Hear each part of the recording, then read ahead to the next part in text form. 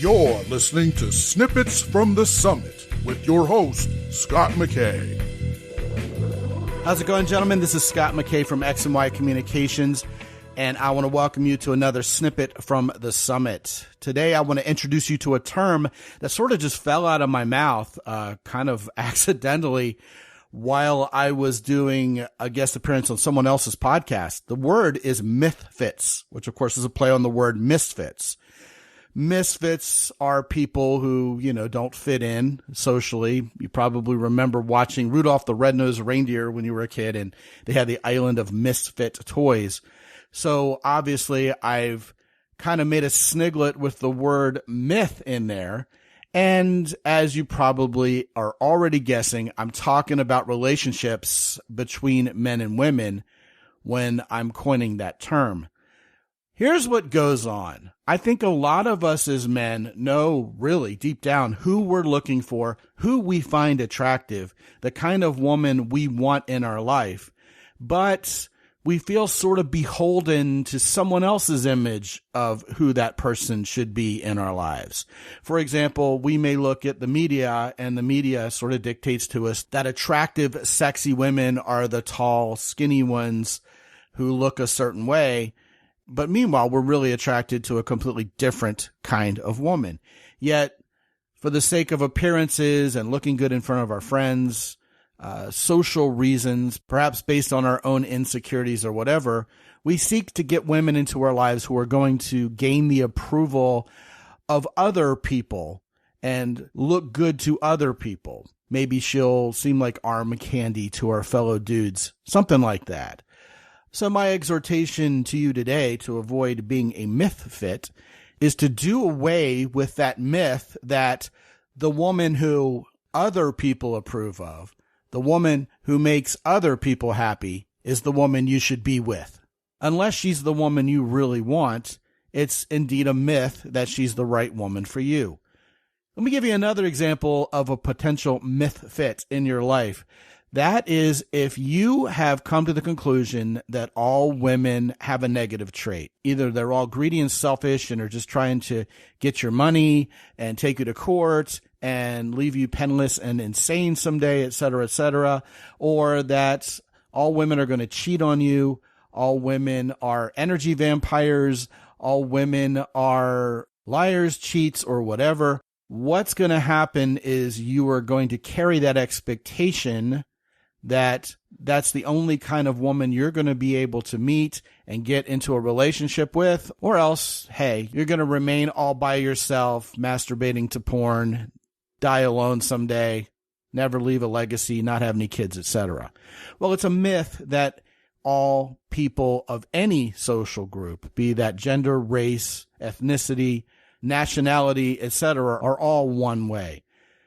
There are perfectly nice, sweet, giving, generous, optimistic, and yes, sane women out there. Not all women are crazy, right?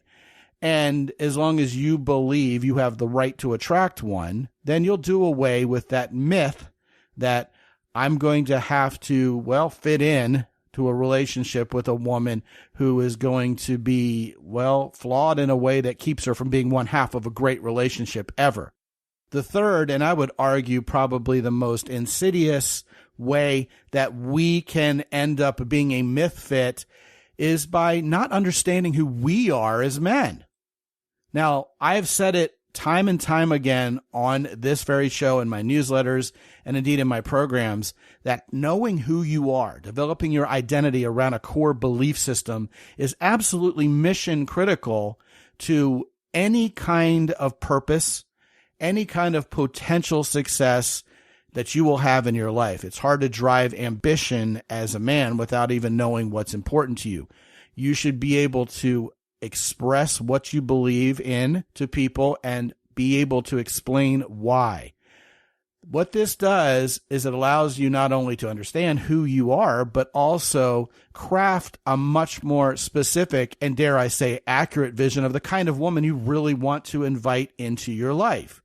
So where guys become mythfits is they start allowing themselves to believe, hey, look, if she's cute and sweet and can fog a mirror, I probably better settle for her. I've done all the heavy lifting here. Let me invite this woman into my life. Well, there's several problems with that.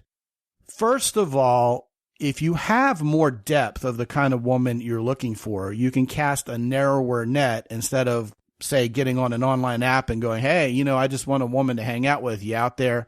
Because all the women who are really popular with the guys are weeding out all those guys who are being so generic in who they're looking for and actively seeking out the guy who's going to be one of them. The guy who's going to think the way they do, pray the way they do, eat the way they do, vote the way they do, someone who they can have a partnership with.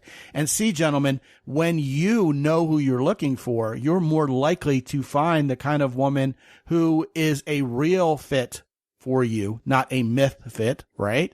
Because she's actively looking for a guy like you. But unless and until we get our act together, find out who we are, develop our identity, build purpose around that, we're not going to know who the real, genuine, authentic fit for us is in the form of a girlfriend and certainly a future wife. So let's break it down. Mythfit. If you are trying to please others with the kind of woman you're getting into your life, that's a Mythfit, okay? And you will be a Mythfit along with her. You won't make each other happy. You'll be simply keeping up appearances.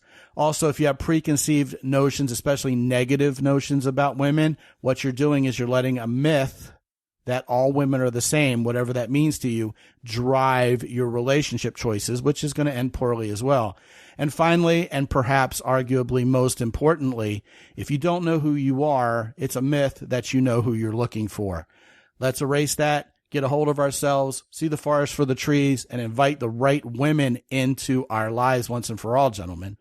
Want to talk more about this? Scot at mountaintoppodcast.com. Be good out there. As always, visit mountaintoppodcast.com for more.